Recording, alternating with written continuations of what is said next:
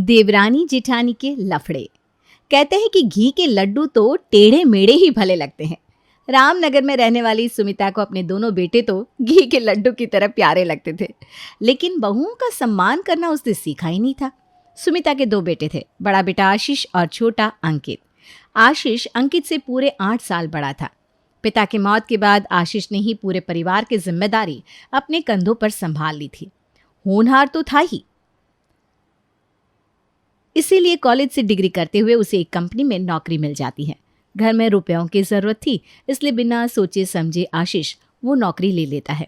आशीष के नौकरी करने के बाद घर के हालात में सुधार आने लगा था। धीरे धीरे परिस्थितियां बदलने लगती है और सुमिता की तंगहाली के दिन विदा हो जाते हैं। अब घर में कभी किसी चीज़ की कोई कमी नहीं होती थी। बेटा, मैं सोच रही हूँ तेरे लिए कोई अच्छी सी लड़की देखकर तेरी शादी करा दूँ। वैसे भी 25 साल का हो गया है और अब तू कमाने भी लगा है, जिम्मेदार हो गया है। अब और किस बात का इंतज़ार है। वैसे भी गांव से कई बार तेरे लिए रिश्ते आ चुके हैं। ठीक है माँ, जैसा आप ठीक समझो, लेकिन मैं चाहता हूँ कि आप मेरे लिए गांव की नहीं शहर की लड़की देखो। सुमिता अपने होनहार बेटे को मना नहीं करना चाहती थी, लेकिन मन ही मन वो चाहती थी कि वो अपने बेटे के लिए कोई गांव की लड़की ब्याह कर लेकर आए, जो आते ही घर परिवार की जिम्मेदारी खुशी खुशी संभाल ले और इस 4 दीवारी को ही अपनी दुनिया समझे। ये आजकल की शहर की पढ़ी लिखी लड़कियां जो बस आज़ादी को ही सब कुछ समझती है। सुमिता को फूटी आंख नहीं सुहाती थी, लेकिन फिर भी बेटे की जिद के कारण वो शहर की पढ़ी लिखी लड़की को दुल्हन बनाकर अपने घर लाने के लिए तैयार हो जाती है। देख वसुंधरा, मेरा बेटा आशीष पढ़ा लिखा है, उसे अपनी तरह ही पढ़ी लिखी लड़की चाहिए। उसके लिए कोई ढंग का रिश्ता हो तो बता। सहेली के कहने पर वसुंधरा जल्द ही निकिता नाम की एक लड़की का रिश्ता आशीष के लिए लेकर आती है। निकिता को आशीष पहली नज़र में ही पसंद आ गया था। आशीष पढ़ा लिखा था, अच्छी नौकरी करता था और उसका एक छोटा सा परिवार था। ना कहने की कोई वजह ही नहीं थी, इसीलिए निकिता और उसके घर वाले जल्दी ही आशीष से उसकी शादी कर देते हैं और शादी के बाद निकिता आशीष के घर आ जाती है। शादी के बाद आशीष, अभी तुम्हारे ऊपर बहुत सी जिम्मेदारियां हैं। अंकित भी अभी पढ़ाई कर रहा है, आने वाले समय में उसकी पढ़ाई पर भी तुम्हें काफ़ी खर्च करना होगा और मकान को भी रिनोवेशन की ज़रूरत है, उसमें भी लाखों रुपए का खर्च आएगा। मैं सोच रही हूँ मैं भी किसी अच्छी कंपनी में नौकरी के लिए अप्लाई कर देती हूँ। हम दोनों मिलकर कमाएंगे तो घर के खर्च और भी बेहतर ढंग से चला पाएंगे। देखा, आते ही गज भर के ज़बान चलानी शुरू कर दी। आशीष, इसी वजह से मैं तेरी शादी किसी शहर की लड़की से नहीं करना चाहती थी। इसकी जगह अगर कोई गांव की लड़की आई होती ना, तो वो अपनी नई नई शादीशुदा गृहस्थी सजाने पर ध्यान देती, इस निकिता की तरह घर से बाहर निकलकर नौकरी करने पर नहीं। इन शहर की लड़कियों को घर की 4 दीवारियों तो जैसे कैद खाना नजर आती है। सबको बस हवा में उड़ना है। जितना मेरा बेटा कमाता है ना, उसमें हमारा घर अच्छे से चल रहा है। तेरी कमाई की हमें कोई ज़रूरत ना है। तू तो बस घर में बैठ और घर गृहस्थी संभाल। और वैसे भी बीच बीच में इसकी दादी की तबीयत भी खराब हो जाती है, जिसके कारण मुझे बार बार गाँव जाना पड़ता है। अब मेरी उम्र नहीं रह गई कि मैं इतनी दौड़ भाग कर पाऊँ। अब इस घर की सारी जिम्मेदारी तेरे ऊपर है। अब दादी की सेवा करने की जिम्मेदारी भी तेरी है। मैं तो कुछ दिन सुकून से अपनी ज़िंदगी बिताना चाहती हूँ। निकिता को सास की बातें खंजर की तरह चुभ रही थी, लेकिन उसने महसूस किया कि आशीष ने माँ की बातों का कोई विरोध नहीं किया। इसका मतलब आशीष की भी इन सब बातों में सहमति थी। निकिता आंखों में आंसू लेकर वहाँ से अपने कमरे में चली जाती है रात के समय। अरे निकिता, क्या बात है? आज पूरा दिन तुम्हारा चेहरा उतरा हुआ दिखाई दे रहा है, कुछ बात है क्या? आशीष, तुम्हारे सामने तुम्हारी मम्मी ने मुझे इतनी सारी बातें सुना दी, लेकिन तुमने उनकी एक भी बात का विरोध नहीं किया। क्या तुम्हें उनकी बातें खराब नहीं लगी? तुम्हें ऐसा नहीं लगता कि उन्हें ऐसा नहीं बोलना चाहिए था? देखो निकिता, माँ ने कुछ गलत नहीं कहा है। तुम शादी करके अब इस घर में आ चुकी हो, इस घर की सारी जिम्मेदारी अब तुम्हारी है। माँ की बातों को दिल से लगाने के बजाय इस परिवार को मन से अपनाओ, तभी ये परिवार सुखी रह सकेगा। देखो, बाहर जाकर रुपए कमाने से ज़्यादा ज़रूरी है कि तुम माँ की जिम्मेदारियों का वज़न कुछ कम करो। दादी की तबीयत अक्सर ख़राब रहती है, इसलिए माँ चाहती है कि तुम हर महीने कम से कम 1 सप्ताह के लिए दादी के पास जाकर रहो और उनकी सेवा करो। इसी बहाने उन्हें भी अकेलापन नहीं लगेगा और उन्हें भी आस बनी रहेगी कि हम लोग उनसे समय समय पर मिलने जुलने आते हैं। देखो आशीष, दादी जी से मिलने और उनकी सेवा करने के लिए मम्मी जी है ना, उन्हें दादी के पास रहना चाहिए। और आप लोगों ने शादी से पहले तो ये सारी बातें नहीं बताई थी मुझे। मुझे तो ऐसा लग रहा है कि जैसे इस परिवार की जिम्मेदारियां मेरे सर पर डालने के लिए ही मानो मुझे ब्याह कर लाया गया हो। अरे मेरी शादी हो गई, इसका मतलब ये थोड़ी ना है कि मेरी इच्छा पसंद नापसंद कुछ नहीं रहा। जिस तरह से तुम घर से बाहर निकलकर नौकरी करना चाहते हो, मैं भी चाहती हूँ कि मैं अपनी एजुकेशन का सही इस्तेमाल करूँ। और मैंने सपने में भी नहीं सोचा था कि तुम्हारे जैसा पढ़ा लिखा लड़का मुझे नौकरी करने से मना करेगा। निकिता अपनी तरफ से बहुत से तर्क देकर सास और पति को समझाने की कोशिश करती है, लेकिन इस घर में उसकी सुनने वाला कोई नहीं था। आशीष तो मानो माँ की बात को ही पत्थर की लकीर बनाकर बैठा था। इसलिए माँ की नौकरी के लिए मना करने के बाद उसे इस विषय में कोई भी बात करनी ही नहीं थी।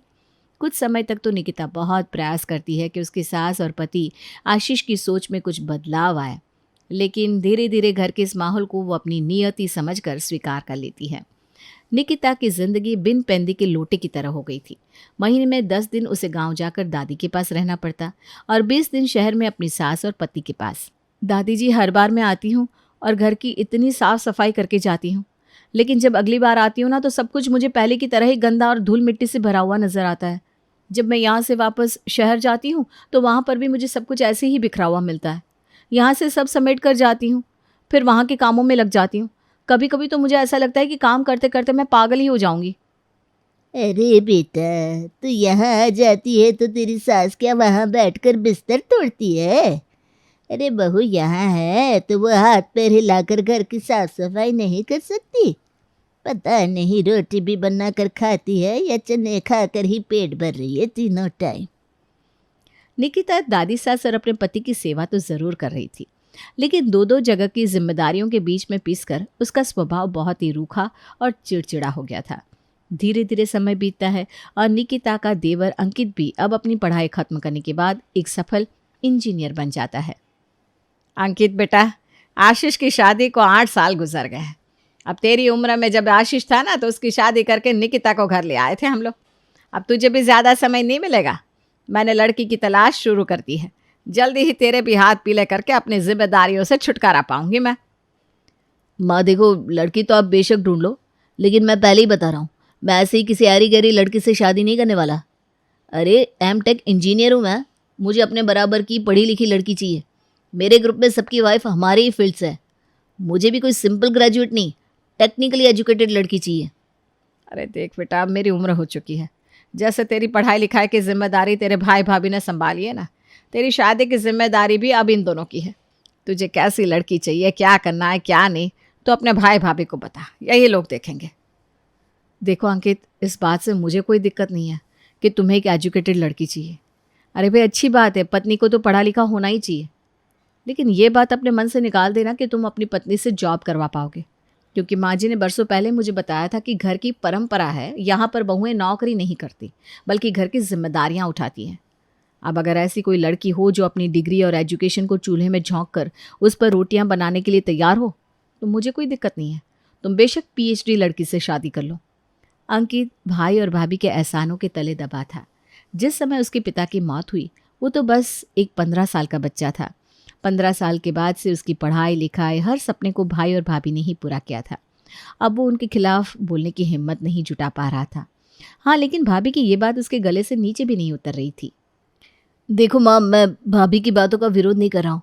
भाभी की मैं बहुत इज्जत करता हूँ। मैं मानता हूँ उन्होंने मेरे लिए बहुत कुछ किया है, मुझे पढ़ाया लिखाया, लाखों रुपए खर्च किए। लेकिन मेरी शादी किस लड़की से होगी, मुझे अपने लिए कैसा जीवन साथी चाहिए, ये तो मैं ही डिसाइड करूँगा ना। आप लोगों के दबाव में आकर मैं कोई गलत रिश्ता नहीं जोड़ना चाहता। इसलिए मैं अभी ही साफ साफ बता रहा हूँ कि जब तक मुझे मेरी पसंद की लड़की नहीं मिल जाती मैं शादी नहीं करूँगा। सुमिता अब बड़ी बहू और अंकित के बीच में फंस कर रह गई थी। किसी तरह वो एक दो जगह अंकित की बात चलाती भी है, जहाँ पर लड़कियाँ अंकित की तरह ही एमटेक बीटेक की हुई थी, लेकिन हर बार वही समस्या आकर खड़ी हो जाती कि इतनी पढ़ी लिखी लड़कियाँ पहले से ही नौकरी में होती थी। अब एक नौकरी करती हुई लड़की को ये कहना कि शादी के बाद तुम्हें घर में बैठकर सिर्फ चूल्हा चौका करना होगा अपने आप में ही एक असंभव सी बात है। सुमिता, एक लड़की है तेरे अंकित के लिए, एमटेक किया हुआ है ना तेरा लड़का, तो ये लड़की भी ना अभी पढ़ रही है। अगले साल इसकी पढ़ाई पूरी हो जाएगी। तुम यहाँ बात करके देखो। अभी तो इसने नौकरी करनी शुरू नहीं की है, हो सकता है यहाँ तुम्हारी बात बन जाए। सुमिता बड़ी बहू अंकित और आशीष के साथ लड़की को देखने उसके घर पहुंच जाती है। लड़की वाकई दिखने में बहुत खूबसूरत थी। दिखने में सुशील और समझदार भी लग रही थी। पहली नज़र में तो ऐसा लगता था शायद बात यहाँ पक्की हो जाएगी कुछ देर बाद। अभी कितना समय है तुम्हारा डिग्री पूरा होने में? भाभी 1 साल में मेरा मास्टर्स पूरा हो जाएगा। उसके बाद मैं पीएचडी करना चाहती हूँ और साथ ही किसी इंजीनियरिंग कॉलेज में टीचिंग के लिए भी ट्राई करूँगी। एक्चुअली में ना मुझे लेक्चरर बनना है। देखो प्रतिभा, शादी के बाद नौकरी करना ना करना ये तो पति और ससुराल वालों की इच्छा पर निर्भर करता है ना। और मैं तुम्हें पहले ही बता दे रही हूँ, ज़्यादा उम्मीदें मत पालना। हमारे परिवार में तुम्हारी पढ़ाई पर तो कोई रोक टोक नहीं है। तुम जितना चाहो उतना पढ़ लो। हाँ, लेकिन नौकरी करने की इजाज़त तुम्हें नहीं दे पाएंगे। माफ़ कीजिएगा भाभी, मैंने अपनी ज़िंदगी के 7 साल बिताए हैं इस डिग्री को पाने के लिए। मेरे भी तो कुछ सपने हैं, एम्बिशन है। सिर्फ घर संभालने के लिए मैं उन्हें छोड़ नहीं सकती। और अगर आपके परिवार को मेरी पढ़ाई लिखाई से समस्या नहीं है तो नौकरी करने से समस्या क्यों है? कोई भी लड़की जो इतनी मेहनत से इस मकाम पर पहुंचेगी वो अपना करियर क्यों बर्बाद करना चाहेगी? देखो प्रतिभा, हमारे घर में ईश्वर की कृपा से कोई कमी नहीं है। ये दोनों भाई मिलकर इतना तो कमाई लेते हैं कि घर के खर्चे आराम से चल जाते हैं। इसलिए तुम्हें घर से बाहर निकलकर नौकरी करने की कोई ज़रूरत नहीं है। हमें तो भाई एक घर संभालने वाली समझदार और पढ़ी लिखी लड़की की ज़रूरत है। वैसे भी घर की जिम्मेदारियां ही इतनी हैं कि तुम्हें नौकरी के लिए समय नहीं मिल पाएगा। और इतने साल तो मैंने निभाया, अब तुम्हारी बारी है भाई। गांव का मकान, दादी की सेवा, यहाँ पर घर और परिवार के काम, जिम्मेदारियां कोई कम नहीं है। होने वाली जेठानी की बात सुनकर प्रतिभा बहुत परेशान हो जाती है। प्रतिभा को देखने के बाद सभी लोग वापस घर लौट आते हैं। माँ, मैं इस परिवार में शादी नहीं करना चाहती। अरे नाम के पढ़े लिखे लोग हैं बस। सोच तो इनकी बहुत ही छोटी है। अंकित की भाभी बताए क्या क्या कर गई मुझे। कहती हैं चाहे जितनी पढ़ाई कर लो लेकिन नौकरी करने की इजाज़त नहीं मिलेगी। अरे बेटा, तू क्यों चिंता करती है? एक बार शादी हो जाने देना, उसके बाद तो तुझे अंकित की मर्ज़ी से काम करना होगा। और अंकित इतना पढ़ा लिखा लड़का है, आखिर वो ऐसा क्यों चाहेगा कि उसकी बीवी पीएचडी करके घर में बैठे? प्रतिभा अभी अपनी माँ से बात कर ही रही थी, इतने में उसे अपने मोबाइल पर अंकित का कॉल दिखाई देता है। माँ, अंकित मुझे कॉल कर रहा है। अरे तो जा ना, जाकर बात कर। देख बेटा, अच्छा परिवार है, लड़का भी बहुत अच्छा है। मैं तो इस रिश्ते को हाथ से जाने नहीं देना चाहती। तू ज़रा समझदारी से हैंडल कर ले। प्रतिभा, मुझे आप बहुत अच्छी लगी। मैं आपसे शादी करना चाहता हूँ। वैसे तो मैंने आपकी आंखों में देखा था कि आपको ये रिश्ता स्वीकार है, फिर भी मैं एक बार अपने कानों से सुनना चाहता हूँ। माफ़ करना, मुझे ये रिश्ता मंजूर नहीं है। हाँ, आप मुझे अच्छे लगे लेकिन हमारा रिश्ता होना संभव नहीं है। आपके परिवार को एक हाउसवाइफ चाहिए जबकि मैं अपना करियर बनाना चाहती हूँ। अरे तुम चिंता मत करो, अभी शादी हुई नहीं है ना, इसलिए सब लोग तुमसे ऐसी बातें कर रहे हैं। एक बार शादी हो जाए फिर हम सबको मना लेंगे। अंकित, मैं जानती हूँ तुमने पढ़ाई करने में बहुत मेहनत की है, मुझे इस बात पर कोई शक नहीं है। लेकिन अगर मैं तुमसे कहूँ कि मुझसे शादी करने के लिए तुम्हें नौकरी छोड़कर घर में बैठना होगा तो क्या तुम मुझसे शादी करना पसंद करोगे? कैरियर, पढ़ाई लिखाई, नौकरी सब छोड़कर खाना बनाने को ही अपनी किस्मत समझकर स्वीकार कर पाओगे? नहीं ना। बस मेरे लिए भी ये शादी ऐसी ही है। अगर एक लड़का अपना कैरियर नहीं छोड़ सकता तो फिर एक लड़की से ऐसी उम्मीद क्यों कि वो शादी के बाद अपने सारे सपनों की बलि चढ़ा दे? तुम एक अच्छे लड़के हो लेकिन तुम्हारे परिवार के साथ मैं नहीं रह पाऊंगी। प्रतिभा की बातें सुनने के बाद अब अंकित बिल्कुल निराश हो गया था। अरे अंकित, छोड़ ना। प्रतिभा कोई दुनिया की आखिरी लड़की नहीं है, इसके जैसी तो बहुत मिलेगी तुम्हें। तुम फिक्र मत करो, हम कोई इससे भी अच्छी लड़की ढूंढ लेंगे तुम्हारे लिए। नहीं भाभी, ये कोई सब्जी मंडी नहीं है कि मैं एक को छोड़कर दूसरी को छोड़कर तीसरी की तलाश में घूमता रहूँगा। प्रतिभा को मैंने मन से पसंद कर लिया था, लेकिन आप लोगों की जिद के कारण वो ये शादी करने के लिए तैयार नहीं है। ठीक है, मेरी भी जिद है कि मैं शादी करूँगा तो प्रतिभा से, वरना नहीं करूँगा। मैंने पहले ही कह दिया था कि मैं किसी ऐरी गहरी लड़की से शादी नहीं करने वाला। प्रतिभा हर मामले में मेरे लिए एक बहुत ही अच्छा मैच है, इसलिए मैं अपने फैसले पर कायम रहूँगा। समय बहुत तेज़ी से गुजर रहा था। अंकित के लिए रिश्ते तो बहुत आते, लेकिन हर बार वही दिक्कत आती कि या तो लड़की अंकित की पसंद अनुसार एजुकेटेड ना होती या फिर एजुकेटेड लड़की अपनी नौकरी की बलि देने को तैयार ना होती। इसी तरह 2 साल का वक्त गुजर जाता है, लेकिन अंकित के लिए कोई भी अच्छा रिश्ता नहीं मिलता।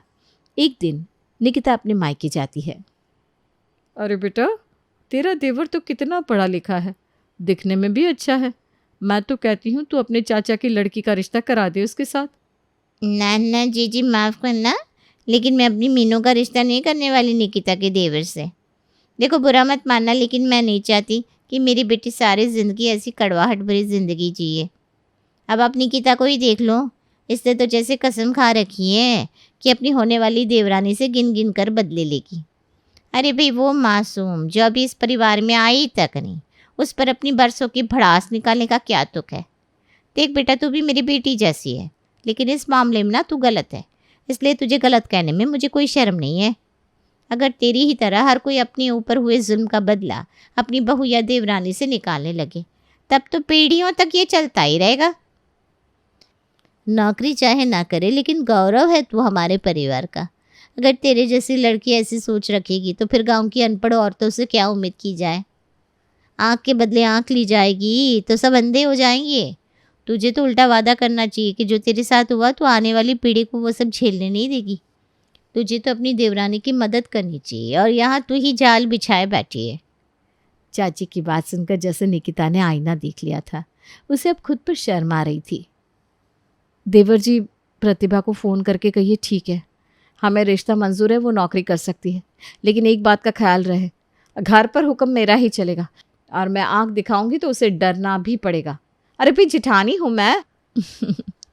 भाभी की बात सुनकर अंकित की खुशी का कोई ठिकाना नहीं रहता और वो जल्दी से प्रतिभा से मिलने के लिए निकल पड़ता है।